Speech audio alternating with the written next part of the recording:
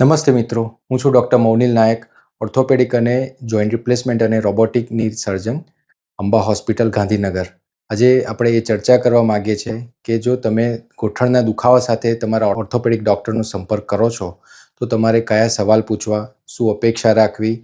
કયા રિપોર્ટ્સ કરાવવા અને આગળનો તમારો અભિગમ ડૉક્ટર સાથેની વાતચીત કેવી પ્રકારની હોવી જોઈએ. સૌપ્રથમ એક્સરે, MRI, CT સ્કેન જે કંઈ પણ રિપોર્ટ કરાયા હોય એ બધા જ રિપોર્ટ લઈને તમારે જવું જોઈએ. હવે બીજો એક સવાલ થાય છે કે તમારે શું સવાલ પૂછવા અથવા તમારો કેવો એમનો એપ્રોચ ડૉક્ટર તરફનો હોવો જોઈએ એની ચર્ચા કરીએ. તો ડૉક્ટર એક્ઝામિનેશન કરી નાખે, રિપોર્ટ જોવે, એક્સરે જોવે, ત્યારબાદ તમારે પૂછવું જોઈએ કે ડૉક્ટર મારું ડાયગ્નોસિસ શું છે, કેમ મને આ તકલીફ થઈ રહી છે, આ પીડાની કારણ શું છે, પછી આનું નિવારણ કઈ રીતે થઈ શકે. સામાન્ય રીતે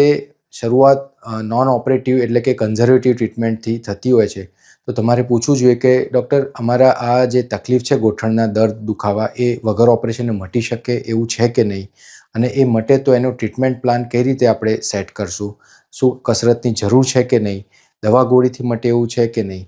અને જો ડૉક્ટર સજેસ્ટ કરે કે ઇન્જેક્શનની જરૂર છે તો કયા પ્રકારનું ઇન્જેક્શન લેવાનું જણાવો છો, કે જેમ કે સ્ટીરોઇડનું ઇન્જેક્શન લેવું છે કે જેલ પૂરવાનું એટલે કે વિસ્કો સપ્લિમેન્ટેશન કે PRP નામના ઇન્જેક્શન, શેની જરૂર છે,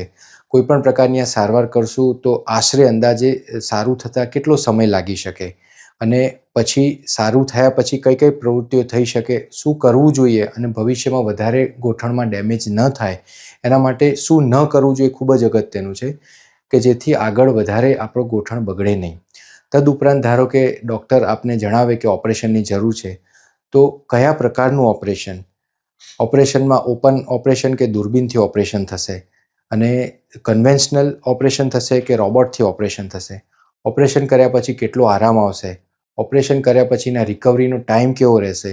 અને ભવિષ્યમાં આગળ કોઈ તકલીફ ન થાય એના માટે ઓપરેશન પછી શું ધ્યાન રાખવું જોઈએ. આ બધી સવાલોના વિસ્તૃત તમારે છણાવટ કરી દેવી જોઈએ કે જેથી તમારા મનમાં કોઈ ડાઉટ ના રહે. તદુપરાંત એવું પણ તમારે પૂછવું જોઈએ કે મારે આ ઓપરેશન પછી કેટલી એક્સપેક્ટેશન રાખવી જોઈએ કે જેથી હું નોર્મલ લાઈફ જીવી શકું અને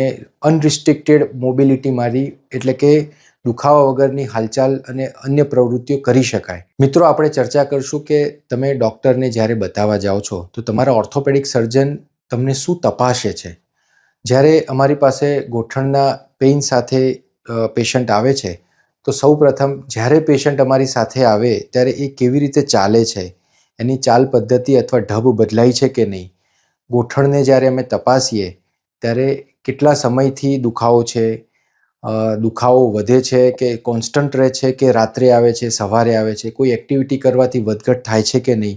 નીચે બેસી શકાય છે કે નહીં, સીડી ચડવા ઉતરવામાં તકલીફ છે કે નહીં. આમ વિગતે અમે હિસ્ટ્રી લેતા હોઈએ છીએ. કેટલા સમયથી દુખાવો ચાલુ થયો અને કોઈ ઈજા થઈ હતી કે નહીં, એમ ડિટેલમાં બધી એનાલિસિસ અને હિસ્ટ્રી લેતા હોઈએ છીએ. ત્યારબાદ અમે ગોઠણને તપાસતા હોઈએ છીએ, જેમાં કયા ભાગમાં દુખાવો એટલે કે ટેન્ડર પોઈન્ટ છે કે જેમાં એક જ ભાગમાં દુખે છે કે આખો ગોઠણ દુખે છે, ગોઠણમાં પાણી ભરાયેલું છે કે નહીં, એમાં સોજો છે કે નહીં, ગોઠણ ગરમ થઈ ગયેલો હોય એવું છે કે એનું તાપમાન નોર્મલ છે, તથા ગોઠણની હાલચાલ અથવા મૂવમેન્ટ કેટલી થાય છે, અને ગોઠણમાં કોઈ પણ પ્રકારની પકડ ઓછી થઈ ગઈ હોય એટલે કે સબલક્ઝેશન થાય છે કે નહીં. આ બધી વસ્તુઓનું અમે એક્ઝામિનેશન કરતા હોય છે. ત્યારબાદ અંદરના લિગામેન્ટની સ્થિતિ કેવી છે અને એના આધારે ગોઠણ છટકી જાય છે કે નથી છટકતો, આ બધી તપાસ કરતા હોઈએ છીએ. ત્યારબાદ અમને જરૂર લાગે તો એક્સરે, CT સ્કેન અને MRI અને જરૂર પડે તો સોનોગ્રાફી કરતા હોય છે, અને ગોઠણની દુખાવાનું જે સમસ્યા છે એનું મૂળભૂત કારણ શું છે એ મૂળ સુધી પહોંચવાનો પ્રયત્ન કરતા હોઈએ છીએ. તો આપણે વિચારીએ કે ગોઠણની તકલીફ સાથે આવેલ દર્દી જ્યારે ડૉક્ટરને મળે છે તો એમાં કયા કયા પોઈન્ટ કવર થવા જોઈએ. તો દર્દીની ડિટેલમાં હિસ્ટ્રી, એનું ડિટેલમાં એક્ઝામિનેશન થાય, જરૂર પડે બધા જ ઇન્વેસ્ટિગેશન થાય,